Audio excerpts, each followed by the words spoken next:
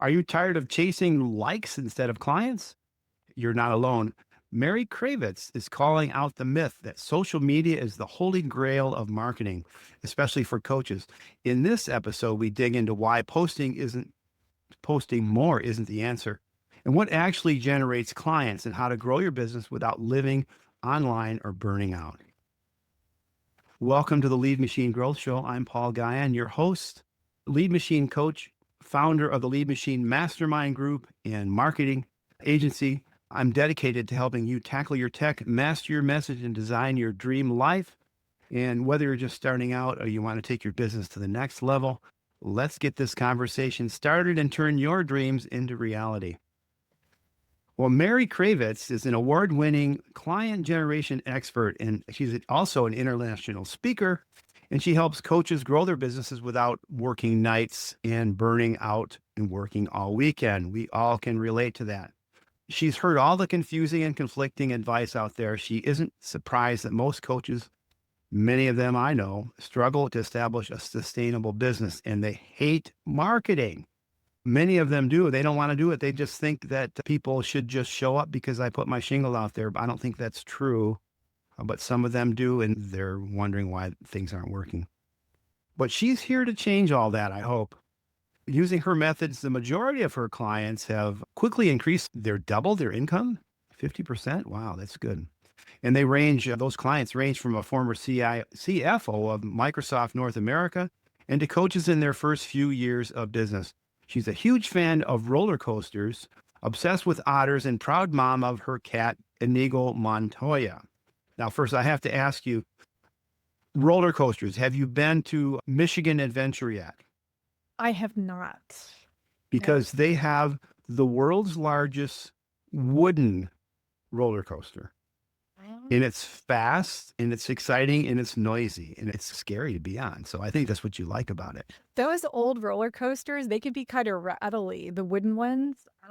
Hello, my name is Inigo Montoya.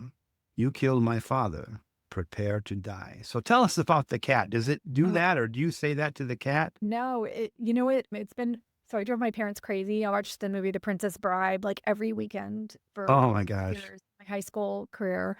And I went to the shelter to adopt a kitten, and there's Inigo with his sister Buttercup and his other brother Fezzik, and the whole cast of Princess Bride was in there. I was like, oh, Yeah.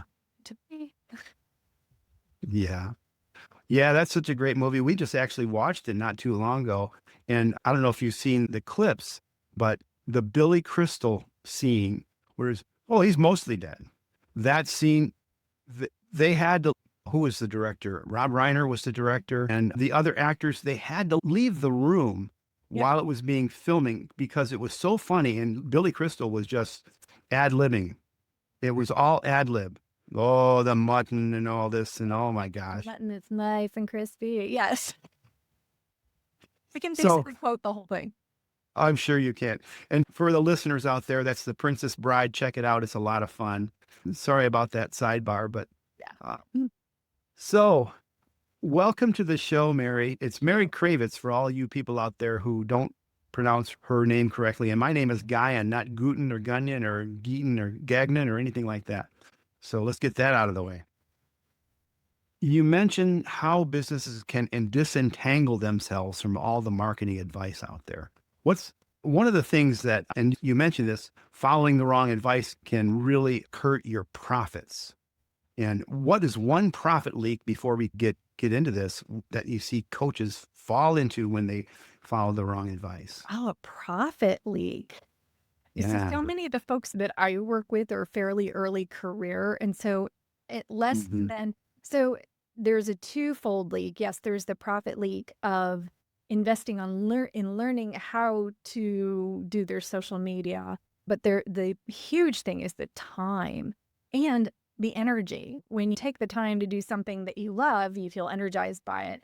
And most of the coaches that I meet and I work with, they not only feel drained by the activity, they dread it. They wonder if it's ever going to go anywhere, if anyone's ever going to hear them shouting into the void. So it's just this massively compounded, not just profit, but lifestyle. Like they go into this business, They want to feel free. They want to have their own hours, and they just feel like their soul's being sucked out of them. Yeah. And so what do you recommend on how they get disentangled from all that advice? Follow your advice, of course. Yeah, right. But what is your advice is the question. The cornerstone of everything I do is to look at what's working. You have to look at Mm. what's working in the coaching industry. And the problem is what's working and what we see are two completely different things. We see social media every day, all the time. What we don't see is these little Starbucks cards that I have on my desk that I give. They don't see the thank you note, the personal connection. We don't see that. So we don't that the one way that coaches get clients is through relationships I love worldwide. that. This is the way it works. Someone is referred, recommended. That's how coaches get clients. So having to look at what is the role of social media, the proper role of social media in a coach's business, and how do you focus more on developing the relationships that are strategic and doing it in a systematic way so that the recommendations come in consistently. And so you're talking about referrals, referrals, recommendations is a much, much better word than referrals. Because when you ask for a referral, people go blank. They have no idea who or what or how. They just go blank. But a recommendation doesn't seem so daunting. And if Yes. you do a little research when you're asking for a referral, I have a buddy who's referral based, teaches referral magic. And he says that if you do a little bit of research and you know who they know, you can say, hey, I noticed that you're friends with Charlie over there at ABC Warehouse. And do you think he'd be interested in doing the same kind of thing that we're doing to get the kind of results that you're getting? Could you maybe do a warm introduction Yeah. or a recommendation, something like that? Yeah, that's the strategic piece of it, of course. Yeah, Not just, oh, go ask for referrals. And actually, I love that you picked up on the word referral. And I had forgotten that I've been working that out of my vocabulary because it I is kind noticed of that. loaded. It is confusing, especially if people are not business owners themselves. And the thing that I had been, and I'm going to work recommendation in there too, but I also have been using introductions. Yeah. If you run into a coach who's struggling to get their business off the ground, would you feel comfortable introducing me? It's different than introduction. Sure. Yeah, it's much easier. And It's a lot easier to say because it's a relational thing. Referral it's I know. hands distant. It really Exactly. is. Exactly. Yeah, I love that. And in warm introductions, I learned this from one of my podcast guests, and I love guests who come on my show and I learn from them. It's so great. And hopefully that we learn from each other.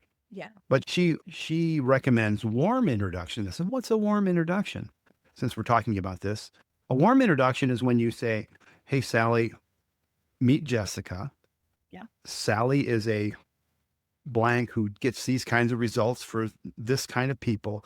I'd love to see, or Jessica has in an interview a connections company that connects you with the ideal audience. I'm just dropping a name because I know Jessica does that. And she gets amazing results for her clients. I'd love to see what the two of you could come up with. Yeah. And then just And in an email like that. and what is funny is sometimes when you ask someone, oh, would you mind making that introduction? One thing that hangs up that process sometimes is people knowing how to write it. They're like, okay, I got to think of how to represent you and I got to write it for them. Most of my Mm, clients, they all have, this is one of the things we do. It's like you write an email, you say, you know what, if it's helpful, I can just send you some language, just copy, paste, fill in the blank. yeah. Always looking for those places where systems break down. Well-intentioned, good-meaning people, they don't follow through. I mean, if we have more of an interest in it, how do we smooth that gap?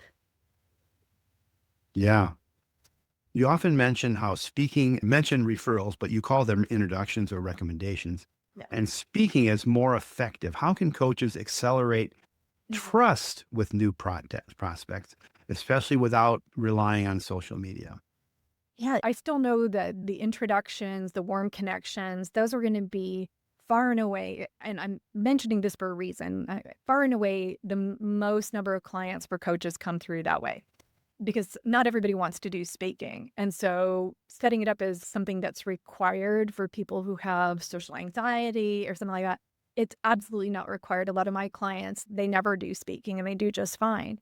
I happen to love it, and it aligns with coaches who aren't afraid to get up in front of an audience Yeah, because it's about serving people as a way to open the exactly. door about a conversation about working together. And that's where personally I'm much more comfortable to serve people first and then have them build to know trust. And I think the most important thing that I see with regards to speaking is if you want to go present, speak, first of all, understand, are you speaking as a service? Do you want to get paid for it? Are you speaking to generate leads? Are you speaking to generate awareness? What is the purpose? I'm always Mm, talking about what's the role and the strategy of each thing you do. And if you invest to learn about speaking, make sure you're investing in the strategy that you've chosen. Because someone who wants to do keynoting would not learn from me because that's not the world I know. I know speaking for lead generation. So always looking at what is the strategy? Why do you do it? And there's so many points that you want to stitch together. You want to make sure you're in front of the right audience.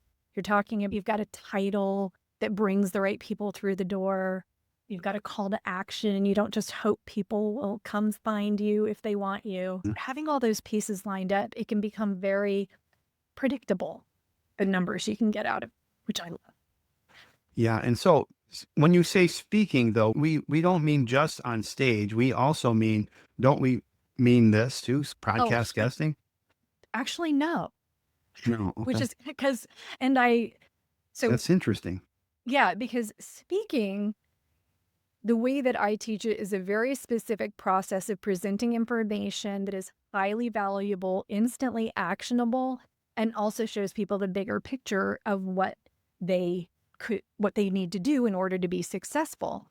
And that's not what happens on a podcast. This is very Mhm, different. Like where mhm. we are in that know, like, trust, we could take people from here to here. So it would make sense for after this for people to go visit my website, maybe take the introductory class. That makes sense. When I'm in front of an audience, present information, interact one-on-one with people, virtually or on stage. The know, like, trust you get, that's the thing that is about the speed of it, is you just speed up the know, like, trust thing and people are ready to have a conversation. I can't tell you how many times I've gotten on stage, I've talked to someone the very next day and they've signed the contract for like a high four-figure contract because that trust Mhm. can be built so quickly. So it Yeah. is different. Now, you did mention virtual, though. So you do virtual presentations, and that's really very similar to doing summits, virtual summits, and speaking on stage because it's harder. And for me, anyways, I think, and I don't do a lot of summits, but I have done some. Getting out on stage and going somewhere and all that is a lot. But sitting in your office and doing a virtual presentation, that's a lot easier. So do you teach Oh yeah. both of those methods?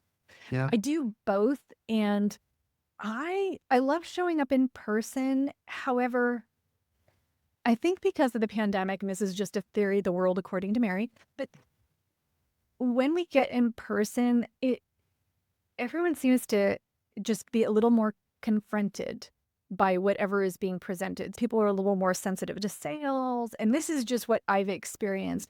But when people can experience something in a virtual experience where they're at home, they can have their reaction, they can go and have it be a little more private, I find that my results are actually a little bit better from virtual. Now, getting to know people, building strategic relationships in person is amazing because you can look people in the Mhm. eye and you can see when you really click. So, yeah, I definitely do both, but I think that virtual is working better right now. People are much more comfortable with it. Huh. Wow. I like that. I like that. And I like the fact that you have a systematic way of presenting information. Can you tell us a little bit about that? Because I'd like to learn about that. Oh, yeah, absolutely. So, I always think of what are we here to accomplish? So in a talk, what you were there to Mhm. accomplish is number one for me is I want to be invited back. That's number one. So if your talk is a huge sales pitch, it's like being invited over to a new neighbor's dinner and then pitching Amway. It's rude, Yeah. it's inappropriate. And let me clarify one thing. I'm going to step back is that I speak for other groups most of the time. I don't want to gather an audience. I find that exhausting trying to do my own things. Now, I have enough traction in my business now that I do something monthly, but that's when people are starting out and they want to get on stages. There are so many groups out there that book speakers, and so many of those groups have a little volunteer board. And you reach out to them and say, hey, would you be interested? Could I present, or what's the process for presenting, which is how I always recommend you approach it, by the way. Mhm. What's the Yeah. process? You're saving someone a lot of time, this volunteer whose job it is to book speakers. Hmm. So remembering that, reaching out, finding the groups, and it's about finding those right audiences where your ideal clients are, of course, but then making sure that your presentation, it is giving value whether people hire you or not. Incredibly important. If you're in it for You gotta serve first, like you said earlier. right. Yeah. And it's because you're going to be in business for a long time, and speaking has a compounding effect. The results have a compounding effect. And so always giving people something they can do, they can take away and use right away. Critically important. And really acknowledging the fact that you can only teach so much in a short period of time. So you don't want to handicap someone by not showing them the bigger picture of what else is needed. Because Paul, you talk about, if you can talk about automation for lead generation, that's a piece of the puzzle.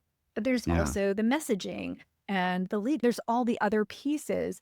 And if you go in and just talk about the automation and people go, oh, that Paul, he's fantastic. Automation, yay. And they walk away and they don't have a picture of everything else that's involved. Once they try it and it doesn't work because they don't have the other pieces, they go, well, maybe Mm. Paul didn't know what he's talking about. So it's not just about making sure people see all the other things you can help them with. It is about like reality checking for them that you don't get to Yeah. pick and choose in a strategy when you put together a system like you do and like I do. You got to Mhm. have the whole strategy. So there's two things which make this a compounding strategy. And one of them is doing a call to action that is one call to action. I see the mistake. People put up a slide. It's like, you'd like to meet me here or there or the other place. There, here's my email, or you can get on a call. It's like, you want to cater to the people who are most interested in the room. Everyone else is grown-ups. They're going to sort themselves out. Speak to the most interested. Invite them to get on a call and talk about working together, because you need to find out Right. if they're a fit too. Yeah. And a confused mind doesn't never buys. Yeah, A confused mind doesn't exactly. buy. How can they? Yeah, you're giving them decision fatigue before you've even started the process. Mm. So that's Yeah. number one. You want the immediate. There are people who show up to check you out for the purposes of potentially hiring you. Literally, this Yeah. happens. So operating from that assumption is really important. And then the second thing is you have to have a method for gathering contact information. There are very few groups who say, here's our email list. And even if they did, it's not that valuable if you don't know them. Because what do you do with the email that you don't know? The sender, delete, delete, delete. So you have to have something to have people get on your email list. And I have this. Do you want to know my fantastic secret method? I do wanna know that, yes. Okay. So you can only do one call to action unless you do two separated by time. So people are making one decision and then they're making one decision over here. So getting Okay. people's contact information, what I generally do, teach a bit, have them do an activity, we do a little Q&A. Talk, building relationship, building rapport, giving them answers, and then saying, you know what, actually, I have something that would be a perfect next step. Let me give you my course on referral generation and tell you what, let's keep it low tech. Just shoot me an email. Make the subject line and They just send me an email. I send them the resource. I keep in touch. And I probably get about 60 to 80% of people opting in, keeping it low tech, because any tech barrier, you're going to lose a percentage. Low tech, easy to opt in for, and one decision. Don't say, do you want this course or that course? Here's the thing I'd recommend. Yeah. Now you have their email address. Now you're going to teach the last piece of the puzzle. And now you've got the call to action to get on the calendar. I do it all the time. And people who are trying to learn speaking and they know that they need to gather information, I can see them when I do it. They're like, I see what she just did. Yeah. Yeah. So Of course, now my mind's going down the hole and said, well, you could automate that. That would be really easy to do. Oh, 100%. I know I could automate it. And actually, we're actually in the process of doing that. And I'm not letting go of the email me right now, partly because. Well, you still can do that. Yes. That's no big deal. Yes. Just have a special email for that purpose. And then your autoresponder just gives it back. Or you can have AI actually take your AI agent can read your inbox and customize a message that goes out based on the event that you're at or that kind of thing. Yep. So it can actually have a conversation for you, which is really kind of cool. It's got to zap over to our contact manager, of course. Of course. Yeah. Yeah. Yes. Easy peasy. Right. Yeah. I have a person for that. I conceptually know how it all works, but someone else's job, thank goodness. So do we need to talk more about social media and those myths? Because people are probably wondering, gosh, you said ditch it. Wait a minute. I spent a lot of time in there. What? I still want to do it because I'm addicted to scrolling, doom scrolling and all that. So what are some of the myths and how can we dig ourselves out of this?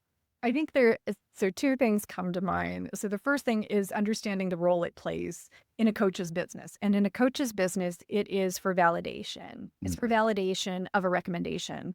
It's usually someone says, oh, you know what? You got to work with Paul. And so this person who's being recommended to you, they're going to go on social media and they probably don't care if you're an Instagram star. What they care about is, are you lead machine growth show on your social media? Are you the same thing in your website? Do you have a consistent message? And then probably they want to see that there's been some kind of activity within the last 2 weeks.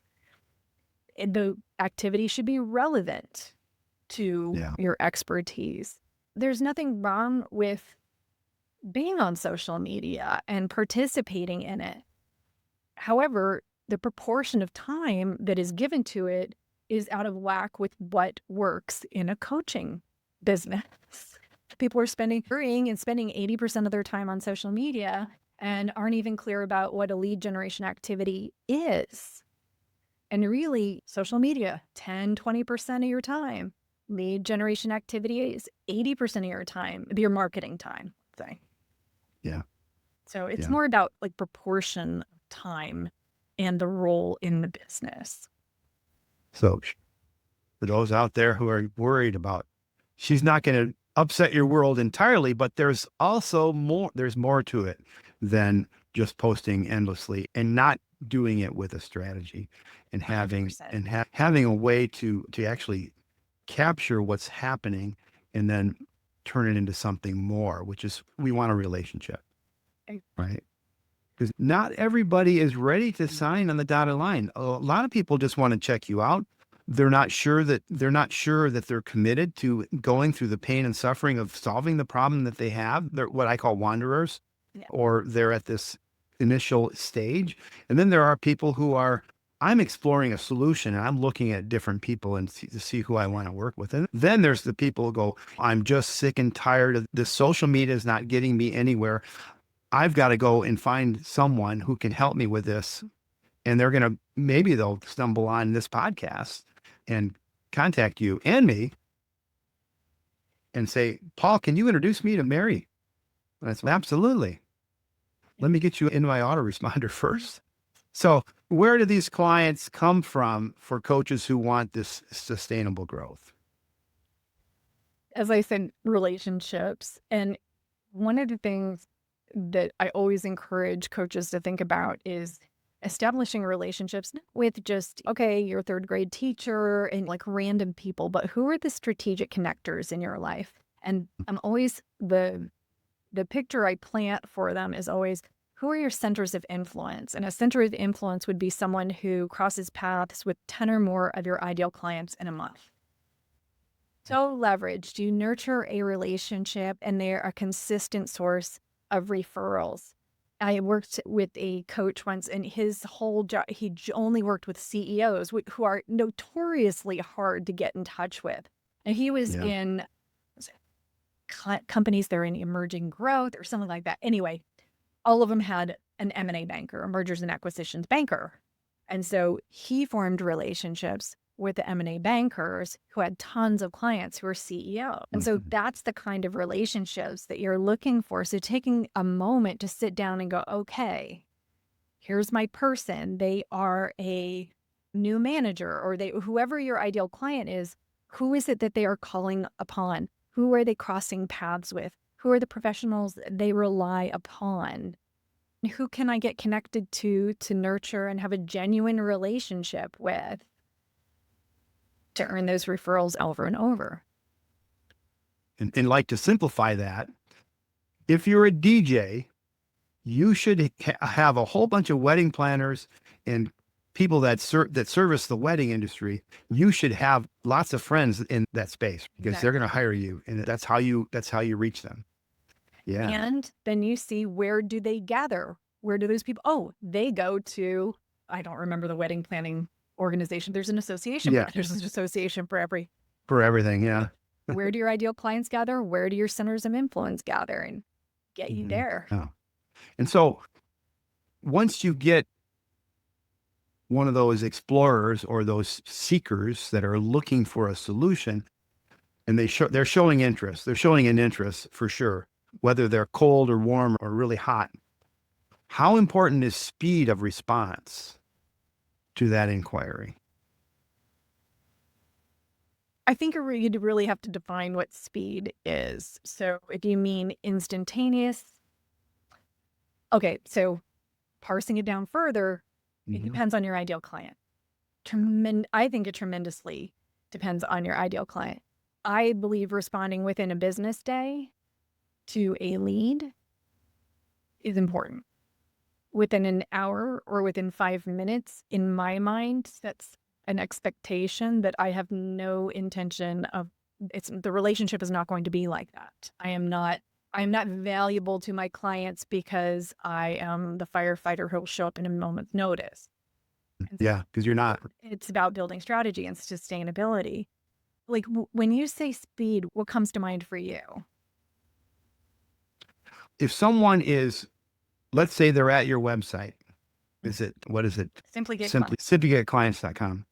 If they're inquiring about working with you, how quickly do you respond to them? You probably have an autoresponder that is instantaneous or within a couple of minutes, I would think, but maybe you don't. I don't. And this is where I'm coming from. And Okay. you're right. I agree that it does depend on the kind of service professional or service business that you have. If you're a coach or if you're a plumber for sure has to respond very quickly because if you don't, you're going to lose that business to the next plumber who does respond first. And Yes. so there are statistics that a response within the first 5 minutes is is it 21 times more likely to connect with the prospect than if you wait 30 minutes. So it goes down dramatically. Mm. And these are studies and so that's what I'm talking about. Speed to respond to it, at least to say, I acknowledge you, I see you, I hear you, you've asked me this. Setting an expectation out of the gate is, I think, important, just Mhm. given those kinds of numbers. And if you're in a business where someone can go somewhere else, and obviously we all are, there's the thing that's unique about us is our relationship and our skill set, and our passion, or like you have a serve first mentality. I also have that. I got that from my parents a long time ago, and I value that a lot, and I applaud you for that. So I think that's being seen and being heard and being acknowledged within the first 5 minutes or first 15 even, is super important. And the more the type of client you have and the type of business you are makes that more important, or maybe not as important. But I think that within an hour is, or with Yeah. technology, if they're coming to your website, or even if they're calling your business, if they're calling you, they should be able to get into a sequence where they can book an appointment, or Mhm. they can say, this is my concern. Can someone follow up with me? This is my question, that kind of thing. And of course, we've been doing that sort of thing for a long time, but answering services are expensive. Yeah. Today, with AI agents and voice agents, you can do that very inexpensively and have a conversation based on what you want to have Right. shared, or what the outcome of that call you wish to have. Of course, I'm an IT guy, I'm a marketing guy, and I enable these kinds of things for people because they do have those kinds of businesses that require a response. And so that's where I'm coming from. Yeah. This is where I can just wax poetic about really understanding your ideal client and what to reflect to Yeah. them in every part of their experience. So one of the things with a lot of my clients is they're recovering from being in some kind of high stress environment. Like they just came out of corporate, they're going to have their coaching career. And the pattern I work to have them not repeat is that same chaotic pattern, because it's very easy to replicate it in their business. I agree that I watch people sometimes sit on leads for 3 days. I can't figure out what to say. I'm like, unacceptable. Yeah. But You with need your to be ready, business, have your messaging all ready to go. that too. Yes. And I also know that sometimes I go, you know what? I see that someone reached out to me over the weekend. I don't think an autoresponder is going to make them feel that much better taken care of, because it's very obvious it's an autoresponder. Yeah. But if I take care on Monday morning to take care of it, I've communicated a few things that are important to my ideal client, which is it's okay to take the weekend off. It's good to be responsive. I value personal response over getting something quickly to, and I feel like I am actually, I have a whole automation thing happening right now. So I'm like way into technology, but I also know that, so you've invited me to your show and I'm like, no to the technology you're suggesting. And I think there's not a yes or no answer. It's not a technology or not, or automation or not, or AI or not. It's what is the full strategy of this? What are you communicating? You have to think through the whole thing. Yeah. And I applaud you for saying that too, because part of my strategy is engaging across channels. I have a speed framework. So systemize response, prioritize follow up, which is okay, when and who and what are they asking? And then escalate to a human, and always escalate to a human when it's necessary. But some people, the wanderer, it may not just, maybe they just want the checklist and they want to go and do that. In the seeker, they want to be heard. They want to be felt. They want to know because they reached out to you. That's super important. That's got to come to me. I want to talk to that person. I want that call transferred to me, or that lead transfer that came through a text or however it came in. I want to know about that and I want to take care of it. Or I want to at least acknowledge it and say, here's my calendar link. Let's do it Monday or whatever. And the other thing is always direct towards action. So that's my pitch on the speed framework. And that's what it does. But yeah, it's got to be human. And that's why I don't only teach technology, because I hire people to do the nuts and bolts. I don't do that stuff. But it's got to be human. And both of my parents were doctors, and they were the greatest mentors that they probably never realized that they had this impact on me. But they were so generous with and caring, and they didn't always charge their patients. They made swing sets and teeter totters, and they took care of the dog and all those kinds of things. This is back in the 60s that they used to do this. And I'm just terribly romantic and terribly passionate about the humanizing of technology. Yeah. And people, So we agree, but yes.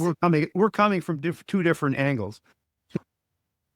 And people just get so twisted up, and especially when someone comes from a work situation they weren't thrilled with, and now they're starting their business and they're like, I'm making a difference in the world. I'm here to make an impact. And they can just cling on to, okay, this is going to be the answer. This is going to be the thing. This is going to be the thing. And always encourage people, you have to think of how the whole thing works together. There's no, Yeah. I have a framework for client generation and there's 6 main points. And if you dial in all 6 of those areas, it works pretty consistently. But people want to pick and choose in their strategy. Yeah. And that's Yeah. where things get funky. Yeah. So what are those 6 points? Yes, I will go over them. I really love to do an assessment on these, and that's the class that I teach monthly. Yeah. Basically, they are starting with your values and vision. You have to understand why this is deeply meaningful for you and what is Mhm. compelling future that you're working toward. Because on the days when stuff gets tough, you better know why you're here and you better know where you're going because you're going to need that Yeah. motivation. The second thing is looking at your pricing and packaging. And that is, it's so fun to work on this stuff because what your pricing says about you, how you put it out there in the world, it all makes an impact on who you're attracting. And right on the heels of that, the third thing is ideal client, like really understanding where do they gather? What are they thinking about? What are they worrying about? Because people are not going out into the world looking for you. They're not looking for me. They are looking for themselves. And if you can't Yeah. reflect that back to them, they're not going to relate. And the biggest way that you reflect that out to them is the fourth thing, and that's your messaging. Understanding how to talk about what you do, but you don't ever really talk about what you do until someone has started to ask about it. You mostly talk about Yeah. who your ideal client is. Because they're like, oh, that's me. Okay, now I'm listening because I'm interested in me. Uh-huh. Yeah.